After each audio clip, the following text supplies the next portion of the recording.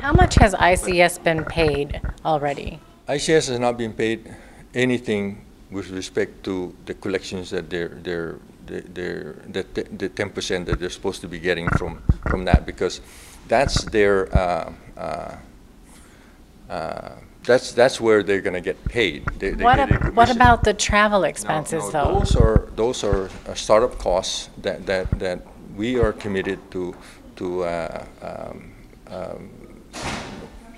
pay for, just so that they can mobilize your staff here and be able to come to Saipan. Commonwealth Health Center CEO Wamba Bauta says the amounts CHC has put out for startup costs to ICS will be paid back to the healthcare corporation once the billing system starts generating revenue. What were their startup costs? Their travel to Saipan? Right now, we've probably paid them about $10,000 just for travel, bringing people here to do coding and wasn't there a check that was made payable for about $19,000? I'm not aware of that, but $10,000, yes, for travel and bringing the coders here. Okay, and they were paid over $2,000 a day for their time here? No. That's not in the startup costs. But according to a memo dated February 25th, Babauta requested the immediate disbursement of $19,645.47 payable to ICS as final payment for the professional services related to a trip to Saipan February 11th through 29th. This was dated February 25th. That's way early on, yeah. So this is $20,000. In a separate memo, also dated February 25th, the disbursement of $10,000 was made to ICS as an advance payment for a future trip to Saipan.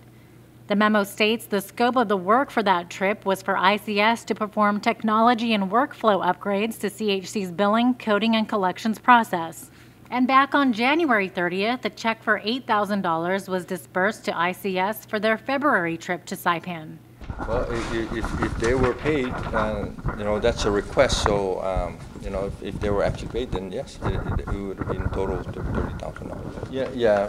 This is before I signed a contract in that, and it has nothing to do with the provision of the contract. It was to bring them out to do the initial assessment. So, that's an aside commitment. They were paid quite a bit of money to come travel. Out and do to do just an assessment. Yeah. So all the costs that we have incurred have been to bring them out here to assess the broken financial system that we have. KSPN asked Attorney General Ed Buckingham if he'd ever seen this separate contract. The first I heard about a travel advance was last Wednesday, and that was in the amount of $10,000. That's all that I learned last Wednesday. What do you say to something like this?